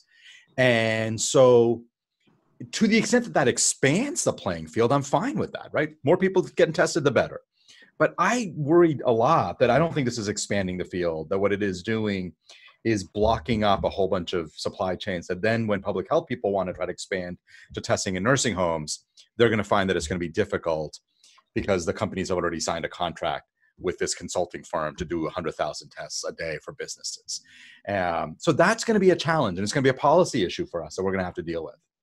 And part of the issue, and I think, but I'll see whether you guys agree, is that one of the most important things, because we know testing isn't perfect from the lectures we've had earlier today, there are false negatives, that one of the things that is going to protect, what is probably going to protect any of these sites better than anything else, is a lower level of community transmission. So it's very hard to design a testing strategy for a business in a sea of coronavirus. But if there's just a puddle of coronavirus, it's much easier, for things to be safe. But it's the way you get from a sea of coronavirus to a puddle of coronavirus is through public health testing, contact tracing, quarantine, isolation. Those sorts of things are what really makes it better for everyone. So I'm curious whether you would agree with that premise, Lucy, and if that's the case, how you weigh this issue of private sector testing versus public health directed testing. I mean, those are really good thoughts. I think that there likely will be competition, as Ashish spoke of, unless they really are using a different technology of some sort. So I agree that there could well be this competition for resources. Also concerned that sort of these point of care or rapid tests that are done at home or in the work setting are going to completely bypass the public health system. So those won't be reported. So it'll be a loss of information for public health. Maybe that's okay if we're bringing the ocean down to a puddle, by any means we can. But I think that for these external to public health and healthcare uses of the testing, we really have to think about it as part of a whole package. So the whole package is this infection control package. So you're screening your employees for symptoms. You have a contact in place. You have good sick policies. You have hand hygiene, and you have physical distancing in the workplace and all those administrative controls in place. So it's not the one thing that's going to bring the ocean down to the puddle. It's just one part of it. And if you can use it as an indicator in some way, which I'm not certain what that way would be yet, if you're not doing all out every day or every 3-day testing, then maybe it could be a piece of the puzzle. Right. Okay. Well, that's a very important point, that if businesses think it's all about testing and not all the other things they need to do, we're definitely going to have more troubles. Just some questions are popping up. We have over 100 people listening in and getting some questions. So I'll turn to those from time to time. One just quick question on the supply chain, which is probably for Ashish, as you've been thinking about this, do you think that the supply chain is there to get us to 700,000 tests? And how about, to millions? What's the realistic, or do we have to start thinking about other testing technologies to get that high? Yeah, so I think to get to 500,000-600,000, we probably do have the supply chain. And I see it as a bridge to the, people like Paul Romer, Danielle Allen, and actually Rockefeller last week, I've all been saying, different numbers, but tens of millions a day. That requires a totally different testing strategy. Like, we're not doing that with RT-PCR. I wouldn't even know how to do it with RT-PCR. That requires just a very different approach. And we can talk about what those approaches might be, but I think, so that's fine. What I've seen is this sort of 500,000 to 700,000 is a bridge to being able to do tens of millions. And the question is, do we have the supply chain? I think for the short to medium term, we do. It's not all there. It's not like it's all produced and we just need to get it. We do need to ramp up production on some things. It's helpful as we get away from using the long nasopharyngeal swabs to shorter swabs, or if we can get away from swabs and go to saliva altogether, and competing data on how good saliva is versus the stuff you get from a nasopharyngeal swab. So if we can continue to plug away at those things, I think we can get to 500,000 to 700,000. That's probably about the max on the current technology before we really run out of reagents, before we really run out of a lot of things that are Mac built. I mean, what I hear you saying is we are hoping to double or triple our current capacity, make sure those tests are used for the most important public health cases to drive down the community level of transmission, which is really going to be the most important thing. Yep. There are some reports, some interests, clearly employers who have vast ambitions for testing. In some cases, they may not understand the limitations of testing. In some cases, it might actually reduce their risk some, or reduce the risk to people. And, it's going to be important for innovation and expansion of testing options to be able to really to accommodate that. But also, it's going to be important to have some thought brought to that process, so that we're not just spending enormous amounts of money on testing and not implementing other things that might actually be more impactful. I wanted to go a little bit one other aspect of testing, which is we are now in a process of reopening in this country. And our previous discussion we had in my little breakout session, we had a very interesting discussion about why is the U.S. reopening so soon compared to some other countries. And that is certainly an interesting question. But here we are doing that. How are we going to use testing to figure out whether we're getting into trouble? We clearly are closer to the line of trouble than other countries when they are reopening, other places when they're reopening. So we will have to be quicker to see the problem. I mean, obviously tell me if you disagree with this, but how do you think we can use testing to dial up or dial down our social distancing? How do you see that happening? Maybe I'll go to you, Ashish, first. Well, let me start off with a gentle disagreement on part of the premise. So there are other countries that are opening without a great plan, and probably a little too early for my taste, but taste is not the right word for my, from a judgment point of view. Right. Like Italy is going to open up on May 4th, and they're putting in a bunch of policies. But I look at their opening plan, and I think it's probably a little too early, and they're probably not quite doing it. Okay. Not quite. So some other countries are being a bit more aggressive. Fair enough. The other point I would say about the U.S. is there are some places in the U.S. where I think it's totally reasonable to open like now or very, very soon. Montana, Wyoming, and Alaska as 3 states. They have very, very few cases and a decent amount of testing. I wish they had a little more. I wish they had a contact tracing program that was a bit more aggressive. So all of that is a way of saying just a bit more nuanced, but largely I don't disagree with your basic premise. So if we get back to your basic premise of assuming that in a lot of places, Georgia, there isn't a lot of margin for error, how do we make sure that we use testing so that if disease flares up, we can catch it early? And this is the key part, right? So you've got to maximize the value of the testing capacity you do have. You've got to be looking at, and so all the stuff we've talked about, nursing homes, healthcare settings, but those aren't going to like tell you that the disease is getting out of control. By the time it shows up in healthcare, it's often very, very late. And so you do need some sort of almost a sentinel kind of tracking testing program. And if you have limited testing, that means you're going to take it away from some other place. So I don't have a great answer beyond our traditional methods aren't just going to get us there. I'd be curious what Lucy. Great. Well, your points are friendly amendments to my question. I totally agree with you. So Lucy, what do you think in terms? What would you look at if you were, or as you are, as I know, advising people, and they're asking you, is this good? Is this bad? You've got your testing kind of dashboard. What are you looking at to make decisions for the economy? So it's a complicated question for sure. I guess I'm still thinking about controlling coronavirus with sort of the mitigation and the containment phases. So we started with containment, we're in mitigation, we're trying to get back to containment again. And so I think that testing may be more useful when you're in the containment phase because you are really honing in on more sporadic or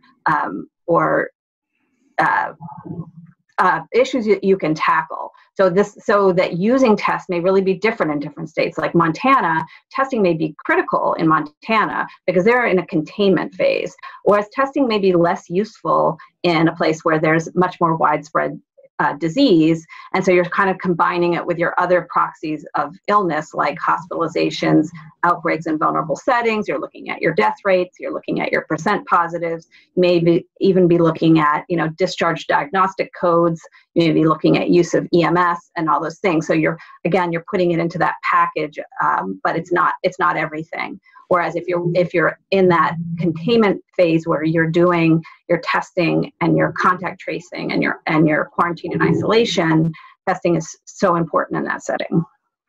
So from a state's point of view, for example, there's the number of positives they might look at. There's the percent positive, which you just mentioned, Lucy. So if you start to see that creeping up, that's a problem. What about mapping the positives? I don't know, Ashish, if you've been thinking about that a little bit. You know, how would the testing potentially influence what you would advise a governor? Yeah, no doubt, Josh. So outbreaks are, like, if your numbers are going up, they're almost surely not just going up uniformly everywhere. There are probably pockets of outbreaks that you've got to jump on early and got to control. And the best way to do that is you have to know not just where are your positives, where are they rising, not how many positives and how much are they rising, but where are they rising? And that's really a critical part of this. So mapping it to as localized of a region as you can, and every day seeing where the new cases are coming from is critical part of this. I think without that, things are going to spread much more rapidly, and you're going to have a hard time containing it. So geography is a really important part of this. Okay.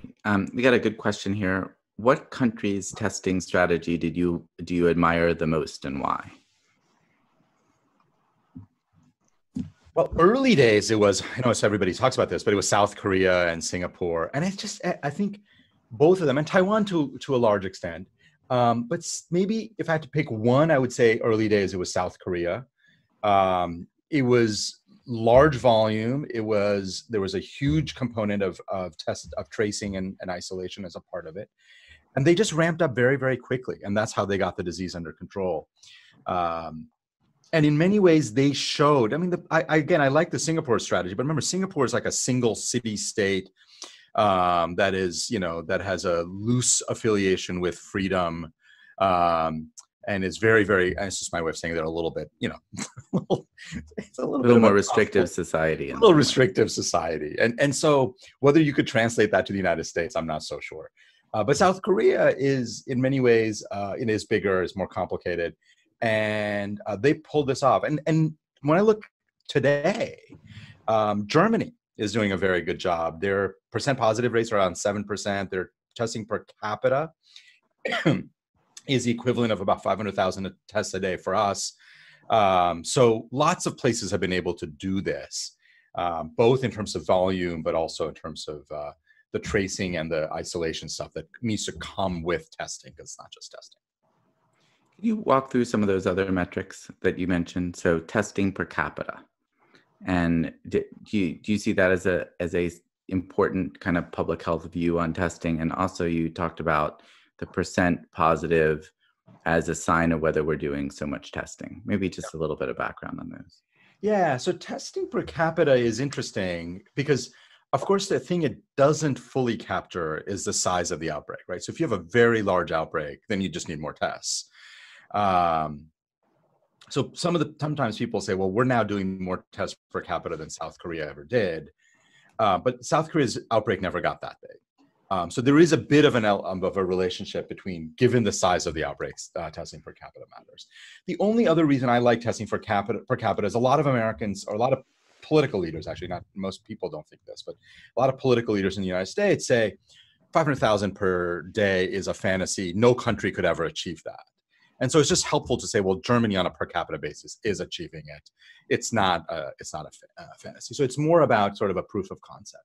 Percent positive, I do think, is a really important public health metric in the sense that what we know is when your percent positive starts getting very high, it just means you're missing a lot of cases. And the number that WHO has put out is about 10%, that if you have more than 10% of your tests coming back positive, you're probably not doing enough. Again, South Korea, the kind of gold standard, was at about 2 to 3% positive. Germany has been at around 7% positive. And until about 5 days ago, America was running at around 20% positive. It's just one more metric that we are under testing and probably just missing a lot of cases. And the way I describe it to people is, think about it as, we're just not casting our net wide enough. And so we're just missing a lot of people out there who have the disease when we're at 20%. Great. Now, I have a question for you, Lucy, which is, we sometimes talk in public health about testing plus follow-up. How should somebody assess whether the tests that are being done are adequately followed up? to get the utility for public health. So let's say we're able to remember those key groups that we were talking about testing: people who are sick, healthcare workers and essential workers, the high priority populations, and people with symptoms. We could be testing them, but if there's not adequate follow-up, then we don't get the public health value. What are the core things you'd be looking at to know whether the diagnostic strategy is linked to an effective public health strategy? So I'm not sure that contact tracing has ever been done to this scale, certainly not in this country, but you would try to look at positive tests and linkage to public health and linkage to contact with a contact tracer, whoever that person may be. And you might look at time delay from positive diagnosis to linkage with the contact tracing group. You might look at number of contacts identified, and then those contacts contacted and such, and look at actions taken. So you may try to look at sort of the various steps along that process and try to assess what % of positive tests have received a contact, and what % of contact of positive tests are linked to each other. I haven't seen a lot of description of how that will be measured, but certainly there are public health measures for, say, gastrointestinal bacteria. That there are metrics that states use for how long from the time that there was diagnosis until there was public health action, et cetera. So some of those metrics could be used in this situation too. Great. And it looks like we're joined by Mark McClellan. I'll bring you in just 1 second, Mark. Thank you so much for joining. So what it sounds like we're saying is there's a target number of tests, but then it's also, we want to make sure that it's used for certain things that are really high public health value to reduce the community prevalence. But it's not just that those tests are used, that each of those uses could be linked to a series of measures that really show that we're getting the public health value for the test. Mm-hmm. And that if you could imagine that kind of dashboard, then we'd be able to see where testing fits in, but more generally, we'd be able to hopefully assure ourselves that we are doing the right things and seeing the response in terms of the disease. Okay, great. Well, Mark, thanks so much for joining. Dr. McClellan is the director of the Margolis Center at Duke for Health Policy, as well as former CMS and FDA director. Really appreciate your dropping in to our Zoom here. You're Zoom bombing us here midway through the presentation. And we've been talking about the kind of high level view of testing. What does testing need to accomplish? And a little bit of the tension, a very interesting side discussion of sort of the core needs for testing to reduce the overall spread of disease, as well as the very important interests of different sectors for testing, which are starting to pop up, including healthcare, to test people who are coming in for procedures, or universities, or different businesses that may think like, well, I can get some measure of safety out of testing, and the fact that all these potential uses might be competing against each other. So I guess I'll give you a little bit of an open-ended question so you can jump in here, but what do you think the critical, public health policy questions for testing are? What do we need our testing to accomplish for us right now?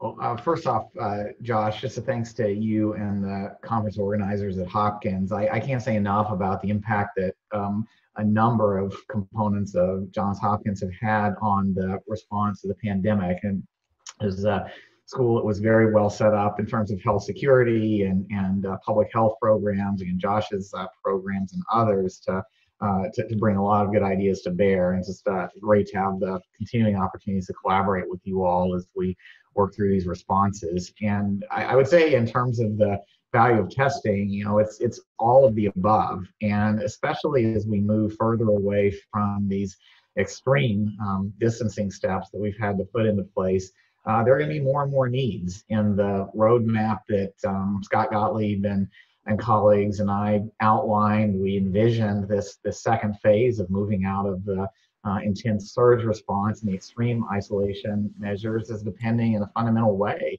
not just on testing, but the ability to respond to positive tests and move from the need for these very broad-based isolation steps to essentially a much more proactive way of identifying and then clamping down on outbreaks where they occur, and to make it feasible to even envision that. And it's never going to be perfect with a virus that's as difficult to contain as this one, and in a country as diverse as this one. But to get as close as possible, we need to have a low level of case activity, plenty of healthcare capacity to do exactly what you were saying, not just manage any surges, but deliver the kind of care that people need. And we need to support more businesses reopening and taking further steps. And as far as Masashari likes to say, testing and tracing of contacts is not a panacea, but it's definitely worth a huge investment in enabling us to do a better job of it. So, there have been a lot of reports out, ours included, that have somewhat different numbers about the amount of testing that's needed to support reopening. I think the practical reality is that reopening should happen, and I think will happen gradually. I think there's some states that are going a bit too far, too fast. Ashish and I had a chance to comment on this a bit yesterday, but we do need to make progress on reopening. And the more tests we have and the more associated capacity we have for response along with that, that'll make it easier. If the testing level that we can feasibly reach in the next couple of weeks is 2.5 million, say 3 million tests per week, let's make sure we're maximizing the value of that use. And that's not just prioritizing things like people who have symptoms and healthcare workers, and kind of the highest risk settings for testing asymptomatic individuals like nursing homes, assisted living facilities. But it also means making sure we've got distribution systems in place for so that swabs and reagents are also matched up, and that anyone who's ordering a test in these areas or any patient who's getting them knows where to go to get it quickly. There are a lot of gaps in that matching up supply and demand that's still happening now. It's just like what happened last month when we were trying to get surge capacity of hospital beds and vents, and governors, mayors, regional leaders had to figure out situational awareness and do the sort of the wartime logistics management to get all that matched up. And then there's the need for more federal support to increase the total level of testing, the reagents, and so forth, and hopefully maintain and improve the quality of the tests and their ease of use as well. So I'd like to see us start with what's most important, and start with some reasonable and safe reopening steps along the way in the coming weeks, recognizing that we don't have as many tests as we'd like to do everything, but that we can, along with other steps like getting healthcare providers more involved in building an integrated public health response system, and business care among businesses, and taking the really important steps to reopen under the new normal appropriately. But I hope we can get the most value out of the tests that we do have and make some real progress on sustainable reopening. Well, I think that's great. I think it's going to require a little bit of a shift, which I think is starting to happen, from people seeing tests as just in the clinical setting for themselves to the value of tests to be able to control the disease, to link it to contact tracing, to link it to outbreak control. Like that's a little bit of a shift for the pure kind of clinical mindset that, we generally bring to things when we're not in the midst of a pandemic. But I think that shift is going to be pretty important. Here's maybe what I want to do is just, we've got about 10 more minutes here. So one question that just came in, and then also I want to talk a little bit about antibody tests before we're done here. I think we're assigned the proportional amount of time for antibody testing, maybe for the policy discussion, given where the science is right now, but we still want to catch it. So one question is, how does the data on the effectiveness of testing, the accuracy of testing, affect these different public health uses? So, we're aware that, different modalities might have somewhat different, numbers associated with them, but certainly there are false negatives that are known with the PCR. How does that affect the use of testing as a public health strategy for some of these different areas that we're talking about? Any thoughts on that question? Lucy, you're muted, I think. It can limit the utility of the tests. It makes those types of tests most useful for looking at the population and doing surveillance, and it can cloud the issue in clinical settings in terms of looking at healthcare workers who are working with high-risk patients if there's inaccuracies of the test. So I think the testing has its greatest utility for public health surveillance, and then it has to be taken with caution in other settings. So partly what you're saying is, for example, a hospital may be able to use testing to probably reduce the risk somewhat for people in the operating room, but that doesn't mean that people in the operating room can't be thinking about PPE at the same time. Is that fair? Yes. And similarly, there may need to be some judgment brought to contact tracing and other things if people have a negative test, but they've lost their sense of smell, they're coughing, they have fever. That may be built into public health programs to be aware of a false negative and perhaps respond as if somebody had it, even in the face of one negative test sometimes. I'd say this matters a lot in the community too, not just in the operating room. We're trying to massively scale up our ability to do testing for people even with modest symptoms, or in some settings no symptoms at all out in the community. And to the closest thing we have to a gold standard for these tests, for whether you're shedding the virus, whether you're actively infected, or some of these hospital lab and other lab-based PCR tests, which are pretty sensitive, at least most of them that are well done, because they basically work by getting a bit of sample that includes the viral nucleic acids and then multiplying them lots and lots of times. That makes them really sensitive. Well, a lot of the tests kind of out there in the point of care world, when people think about some of the strep tests and other rapid tests, they are based off actual viral material. And if there's not that much of it, they may not be that sensitive. If you try to pick up more sensitivity, they may not be that specific. So this is not a panacea, and it needs to be, the test properties need to be considered as part of the overall response of continuing distancing steps, other isolation steps when you have symptoms, and so forth. And we're still working all that out. Just have one final point on here that I think fits into the serology area too. When we didn't have any diagnostic tests available, I totally appreciate the attitude at the FDA of being kind of opening the gates. Let's get these on the markets. Let's learn about how they work. Now we're getting to the point where we're not all the way there, but we've got a larger number of tests that can be used in these especially sensitive areas for containing the outbreak. We want to make sure those are good PCR tests, have the rapid capacity to get the sample and then do them.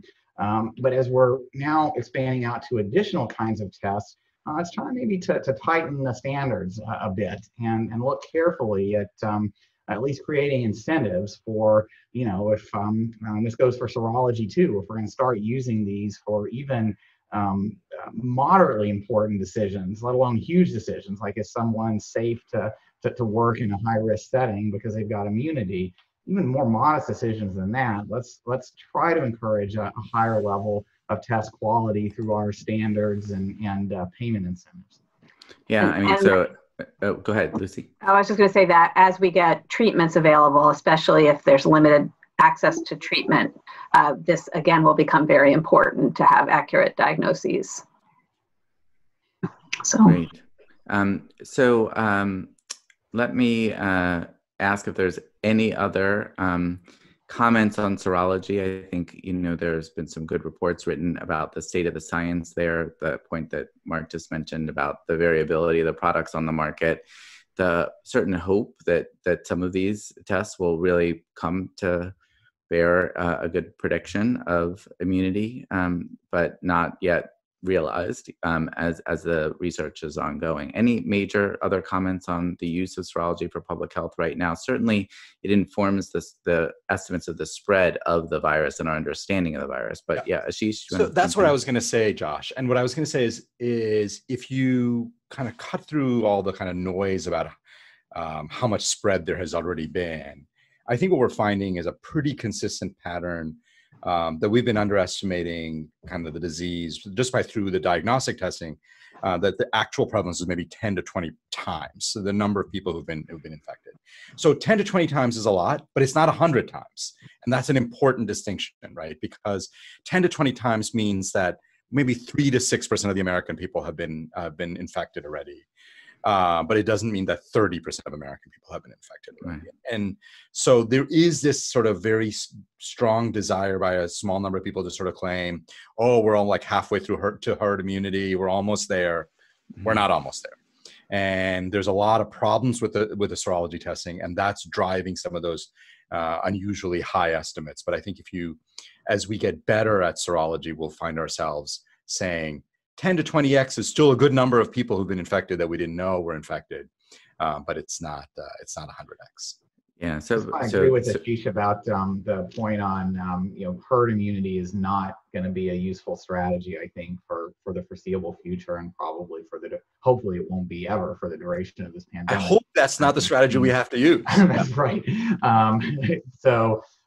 But there are some uses if we can improve the quality of the serology test, their reliability, their accuracy around things like just figuring out how widespread this has been in our communities, and supporting the track and trace, the test and trace efforts and the like. But we do need to get past the level of just having a lot of tests on the market and have a clear pathway for encouraging the development and adoption of tests that are accurate enough. And then let's start with getting accurate community level prevalence data, and then see about some further, stepwise applications beyond that. That's great. Thank you. I'm going to end with this last question and pose it to all of you, which is, what would you like to see the federal government focusing on with respect to testing for the next 30 days? So sort of like the rapid fire. What would you want them to have as their first priority for the next 30 days? Ashish, I'll go to you first. I'd like them to do two things at once. Short run, focus on solving state problems, that states are encountering different roadblocks at different levels. I'd like the federal government to be a real partner to states in ramping up testing, fixing supply problems, et cetera. And then the second is I want to see big incentives for those breakthrough technologies that are going to lead to 30 million tests a day or 10 million tests a day, some big number, because our current technology can't scale to those numbers, but there are new technologies that are possible. So I'd like to have them do both of those. Great. Lucy?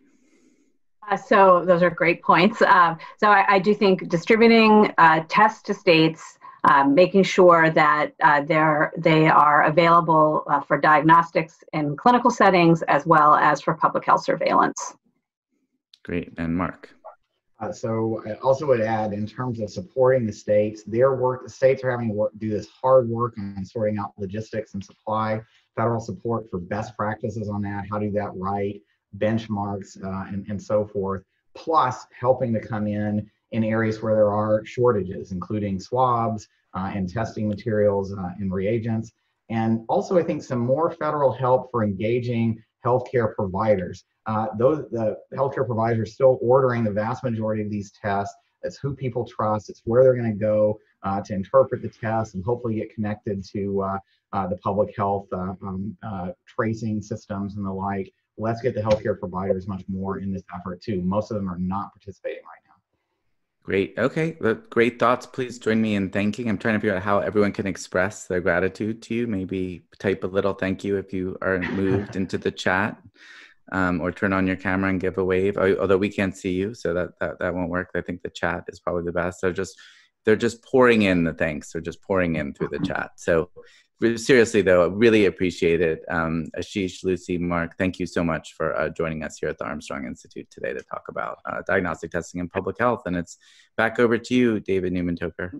Well, thanks so much, Josh, and thank you to our panelists. It's amazing to have such incredible speakers here with us today for the audience's benefit and for the world's benefit.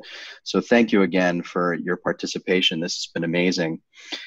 We're coming to the end of our session, and I'm going to take a few minutes to do our closing moments here. I'll start a little bit with a bit of a wrap up. Obviously, we've heard many different perspectives here. We began today thinking a lot about diagnostic tests, and at the sort of bench level and the test development level, we've worked our way through a lot of clinical questions around improving diagnosis, not just for COVID patients, but for non-COVID patients in a time of great complexity and diagnostic uncertainty. And we just had an amazing session there led by Josh with our incredible speaker panel, Ashish, Mark, and Lucy, that provided us really a bird's eye view into how public health and public policy can help us. I wanted to just summarize some of that by thinking a little bit about how all of that ties up back together into how we would deliver some sort of ultimate national strategy, a coordinated strategy, or comprehensive strategy. And I've just got a couple of slides on that point. The first is to think a little bit about the sources of error in tests. So obviously, Yuka Manabe showed us earlier this diagram about the evolution of the viral infection. And that obviously means that at various stages of the disease, the different tests are going to have different properties. They're going to be useless early on, they're going to be more useful at some later time, then they're going to be useless again. And those kinds of problems are things that we have to face as we think about our testing strategies. Likewise, sampling error, the proper sampling technique is actually quite challenging to accomplish with the nasopharyngeal swabs. It's uncomfortable for patients. And sampling error leads to a lot of false negatives. Mishandling of samples potentially leads to false positives as well.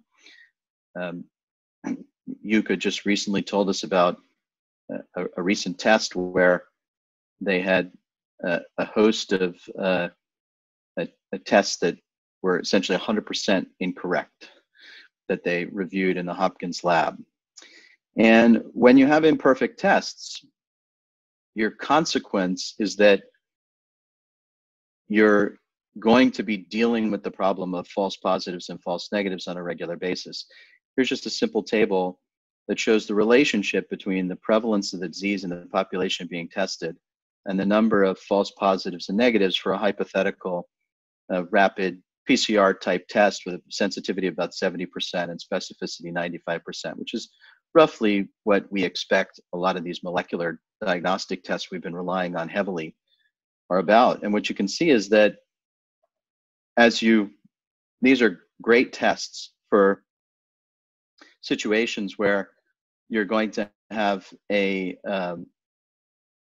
relatively low level of prevalence. If you see somebody who has his chances that you're going to have a false negative are quite low. But if, for instance, you're in a hospital setting and you're in the ICU in the midst of an outbreak in New York City, there are going to be a ton of false positive tests, even with, a ton of false negative tests, even in patients who've been in the hospital and maybe they have relatively mild symptoms. So it'll be hard, for instance, within a hospital during the midst of an outbreak to rely on a negative test as evidence the patient doesn't have COVID, and it'll be almost impossible to maintain COVID clean spaces. Ultimately, what this translates to, and I hope this came across, I think it was incredible, the discussion around the public health challenge, is that what we're trying to do is construct a diagnostic strategy that leverages the right kind of tests to deliver on a public health goal. So we have at least 5 kinds of public health goals. We have a surveillance goal, we have an outbreak control goal, we have a workforce restoration goal, we have a diagnostic triage goal, whether that's for deciding on COVID illnesses or non-COVID illnesses, and we have a resource allocation in care settings such as the hospital goal. And this combination of goals means that we need a different testing strategy potentially for each of these problems and potentially distributed out at different levels of the healthcare system. So this is a critical perspective that we'd like to bring from today's conference back to you in the audience as we think about addressing this problem, not in a one-size-fits-all, let's just get more tests, sort of cry for more tests, but instead to take a thoughtful, smart strategy towards enhancing the testing capabilities in specific settings for specific public health purposes. We hope that some of that messaging has come across. At this point, I would like to come to the close of our conference by first big thank you out to all of our speakers who were incredible and generous with their time and efforts in joining us and contributing to the robustness of today's discussion. I have to give a huge shout out to our Center for Diagnostic Excellence staff, including Mehdi Fanai, who in addition to being a physician and a researcher in his own right is also a tech guru who has saved us on any number of occasions with his capabilities. Io McClenny, who helps with our strategic partnerships and helped us gather the troops for this particular event. And Mariah Rencher, who is our administrator and keeps the calendar in order, which is quite a challenge often. But I have to give my biggest thank you and virtual hugs to, as we call her, Vanessa Llewellyn, our Center for Diagnostic Excellence Program Manager. I wish I could be there in person right now to give her flowers and the hug that she so richly deserves. She has been an absolute stalwart on this. Her commitment to this summit has been unparalleled. She built an entire summit that was totally different than this one, and she had to completely start from scratch, move that summit off to next year, and then make this one happen over the course of just a couple of weeks. So huge, huge round of applause, hugs, and thank yous to V for a job incredibly well done. And in this last slide, I just want to thank all of the attendees for your participation, for your engagement, for your sticking with us through the event. And I hope that you will complete your evaluations. It would be very helpful to us as we sort of move into this new world order of virtual conferences to find out what worked and what didn't. And in particular, to let us know what kinds of tech problems you experienced along the way. We will be posting these